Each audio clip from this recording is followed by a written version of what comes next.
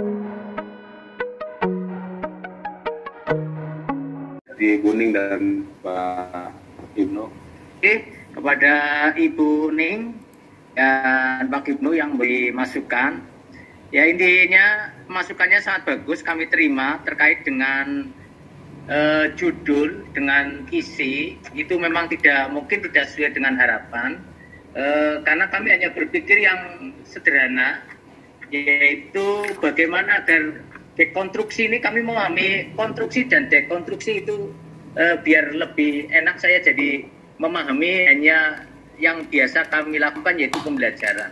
Tapi ketika ini ada masukan, bagaimana agar di era new normal ini seorang muslim itu harus mengubah mungkin dari segi ekonomi seperti tadi yang disampaikan oleh Bapak Syarif, itu kami sangat sepakat dan mungkin kami akan perbaiki kaitannya dengan makalah ini, sehingga mungkin sesuai dengan harapan bahwa bagaimana masyarakat muslim itu mengubah, ada dekonstruksi di era informasi ini apa saja dan sebagainya, tidak dibatasi masalah pembelajaran atau pendidikan.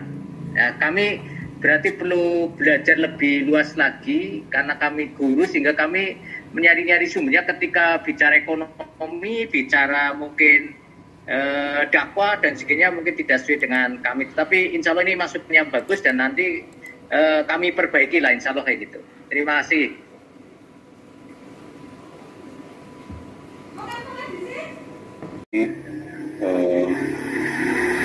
Rasionalitas, ya, dekonstruksi rasionalitas kalau nggak salah judulnya, ya, dekonstruksi rasionalitas masyarakat muslim.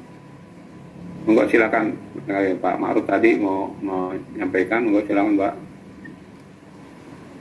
Ya, terima kasih. Ini mungkin nanti perlu pencerahan dari mungkin Pak Sari itu Pak Prof sendiri.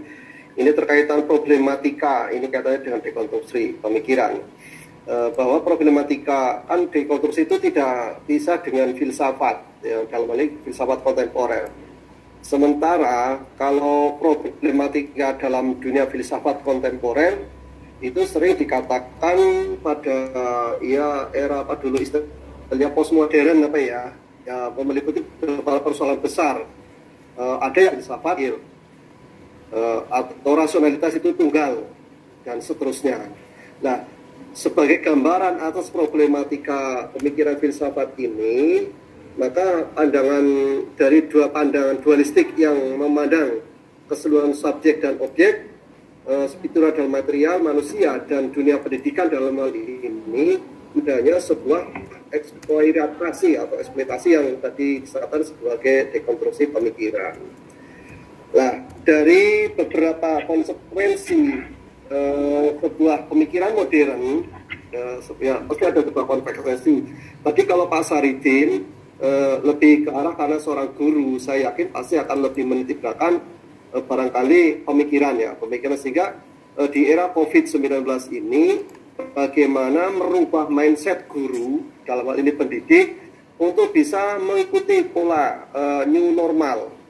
Dalam hal ini saya yakin semuanya sudah dilaksanakan dan bahkan sudah tercapai, terbukti, walaupun di era new normal seperti ini tatap mukanya terbatas, tetapi ada produk, ada hasil, ternyata hasil pas kemarin juga baik dan bahkan meluluskan. Ini satu bukti bahwa mindset guru sebenarnya sudah berubah, cuma karena mungkin gara-gara kebiasaan guru itu lebih enak di zona nyaman, ketika suruh berpikir sesuatu itu akan lebih mudah mengandalkan nunggu matangnya gitu loh. Nah sekarang itu konsekuensi sebuah konsekuensi negatifnya gitu. Nah yang pemikiran yang perlu merevisi modernisme tadi yang saya sampaikan, bagaimana sebenarnya pemikiran-pemikiran yang diikat oleh perubahan rekonstruksi itu dalam dunia sebagaimana Pak Sari tadi sampaikan, baik dunia ekonomi, dunia politik, dunia sosial dan seterusnya. Nah itu bagaimana untuk merubah atau merekonstruksi kembali seperti itu. Yang kedua, kita juga kesulitan dalam mengikuti perkembangan filsafat. Kalau filsafat seolah itu miliknya Barat gitu loh, Prof. Sementara kalau kita berbicara bahwa Islam itu sudah lebih dulu berfilsafat dibandingkan Barat. Nah, bagaimana untuk mengkorelasikan titik temu itu dalam dekonstruksi sosial ini? Mungkin dua hal itu, Pak Prof dan Pak Saridin. Terima kasih. Kurang lebihnya, Assalamualaikum warahmatullahi wabarakatuh.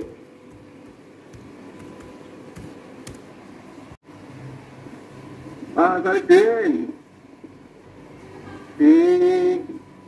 saya kok kalau semua berbicara tentang zona nyaman bagi guru, tapi karena aturan bukan hanya zona nyaman saja. Nah, sekarang untuk PJJ itu bisa melalui semua orang itu atau semua siswa bisa melalui HP Android. Ada siswa yang tidak punya, dan itu lebih kalau menurut saya yang tidak punya HP dan tidak punya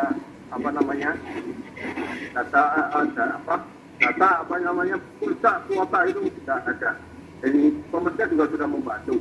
Kalau lihat pelajaran Pak itu semua pelajaran itu juga ada regulasinya, atau yang Pak ini dari semua tingkatan itu ada regulasinya, itu boleh ditanya Pak di sini. Jadi semua ada regulasi yang mengatur tentang PJJ. Bahkan dianjurkan untuk semakin meningkatkan kualitas pembelajaran PJJ. Jadi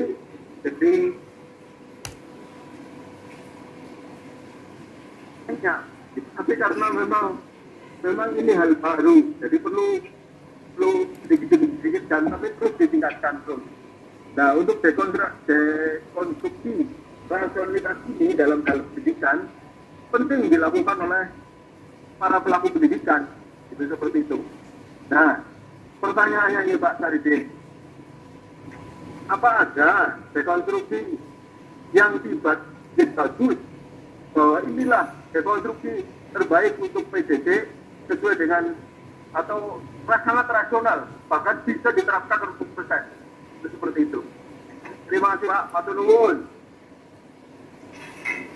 Dengan teori dekonstruksi sudah kami sampaikan di makalah saya di halaman 3 bahwa dekonstruksi dikenal sebagai hasil pemilikan seorang filsuf asal Prancis kontemporer yaitu Jacques Derrida. Jadi di sini bahwa kebenaran itu bisa dibantah asal terbukti dan dapat dipertanggungjawabkan.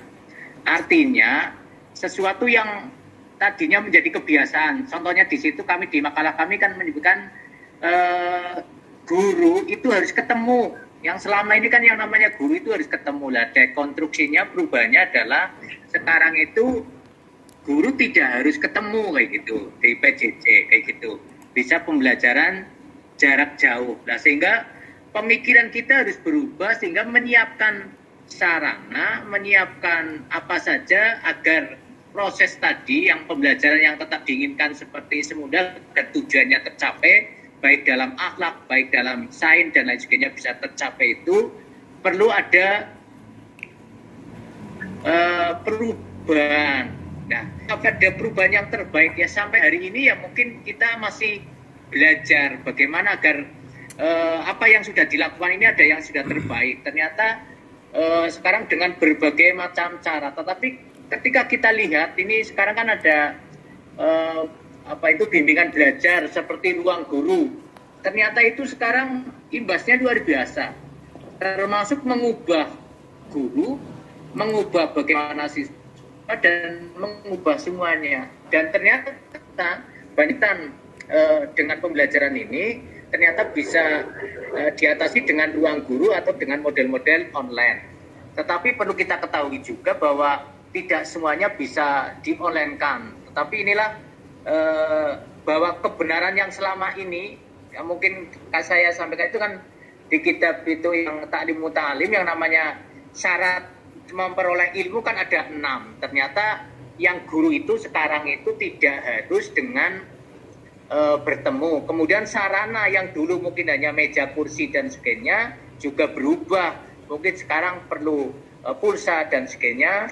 Kemudian semangatnya juga perlu berubah juga karena dengan sistem online ini kedisiplinan juga bagaimana bisa diterapkan dengan cara online kayak gitu. Jadi kesabaran, biaya juga itu berubah semuanya. Biaya dulu mungkin di sekolah ya untuk guru, untuk sarana meja, kursi, gedung dan sebagainya, fasilitas-fasilitas yang ada sekarang ternyata perlu mungkin video, bagaimana bikin beli kamera, beli ini itu dan sebagainya. Nah, inilah menurut saya dekonstruksi yang tadinya seperti ini jadi seperti ini. Saya kira itu mungkin jawaban kami. Mohon maaf mungkin ada tambahan, mungkin kami juga masih belajar bagaimana tentang memahami konstruksi ketika akan bikin makalah ini, konstruksi apa, dekonstruksinya apa, sehingga kami mau mengambil kesimpulan itu kayak gitu. Mungkin ini aja pembelajaran kayak gitu.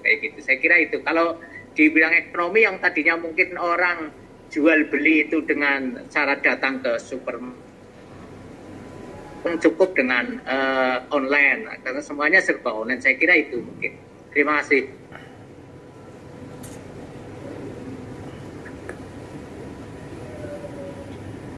Makalah tersebut mungkin belum menukik pokok persoalannya, sehingga kemudian ini menjadi sebuah pertanyaan besar, sehingga di sana ada mungkin perlu ada pertanyaan bagaimana dan mengapa terkait dekonstruksi ini untuk dunia pendidikan.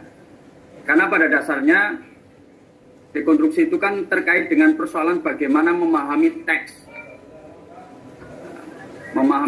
Dan ketika persoalan-persoalan pendidikan ini kemudian dilakukan dalam bentuk PJJ, dalam bentuk online, ini akan berakibat kepada persoalan-persoalan bagaimana peserta didik kemudian multitafsir dalam memahami teks yang disampaikan. Artinya, apakah PJJ online di era informasi sekarang ini menjadi sebuah kebutuhan mutlak bagi pendidikan? Ini sebuah pertanyaan bagi kita semua. Ini penting bagi kita di era informasi ini. Kalau untuk S1, S2, S3 mungkin ini tidak masalah.